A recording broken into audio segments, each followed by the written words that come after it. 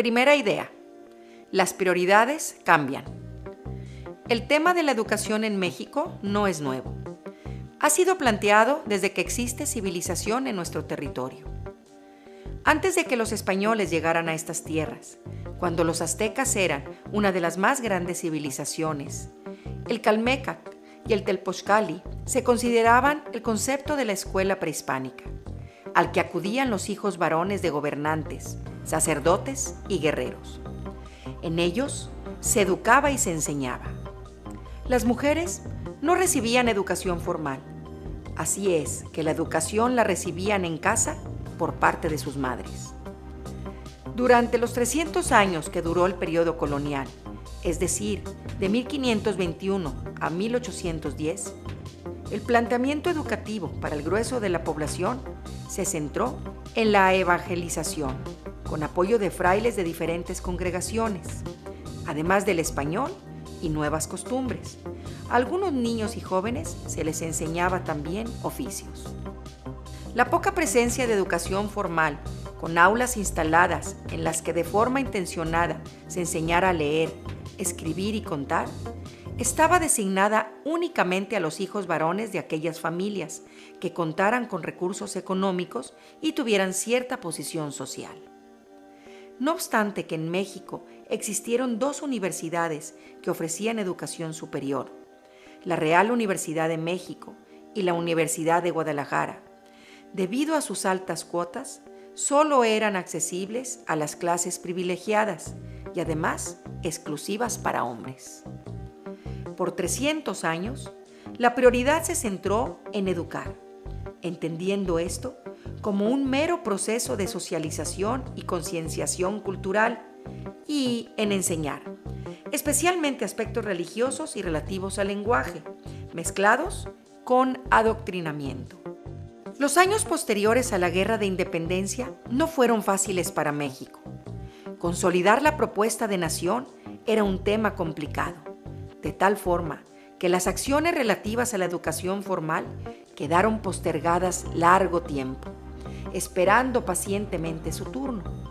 Mientras tanto, la ignorancia del pueblo se iba permeando en cada poro de nuestro territorio e iba creando un sello que habría de acompañarnos posteriormente. Entre 1821 y 1900, es decir, en un periodo de 79 años, México tuvo 53 diferentes presidentes. Los intereses de nuestra nación estaban centrados en temas políticos, territoriales, económicos, sociales. Definitivamente, la educación no fue tema de preocupación y mucho menos tema de ocupación en el siglo XIX. En estos años, la educación y la enseñanza fueron postergados.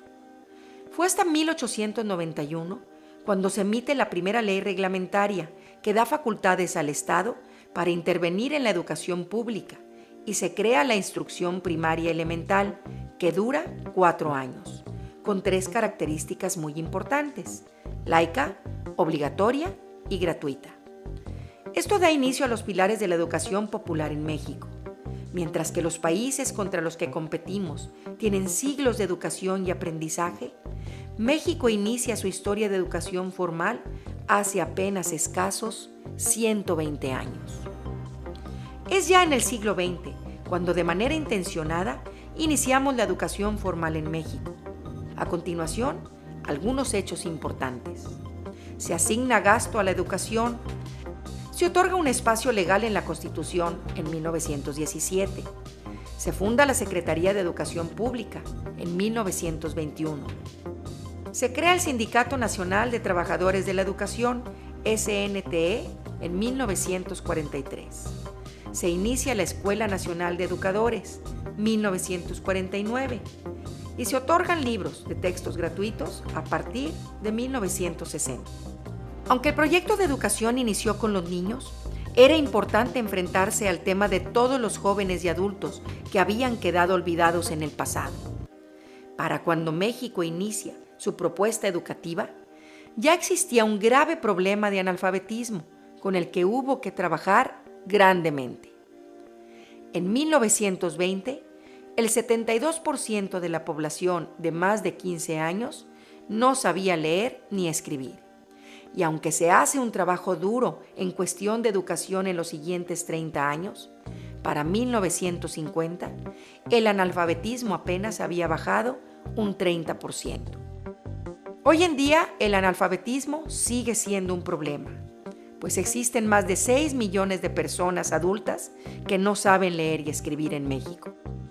La lucha contra el analfabetismo y proveer a las escuelas de un proyecto de nación son los temas que ocuparon a las escuelas de nuestro país durante todo el siglo XX. Esto pone en el mapa de nuevo los temas de educación y de enseñanza, de los cuales, al final del siglo XX, se desprenden 3 acciones importantes para abarcarlos: cobertura, equidad, inclusión. El siglo XXI nos sorprendió pagando deudas pasadas y presentándonos retos modernos. Es por esto inminente que las prioridades se reorganicen y se ajusten.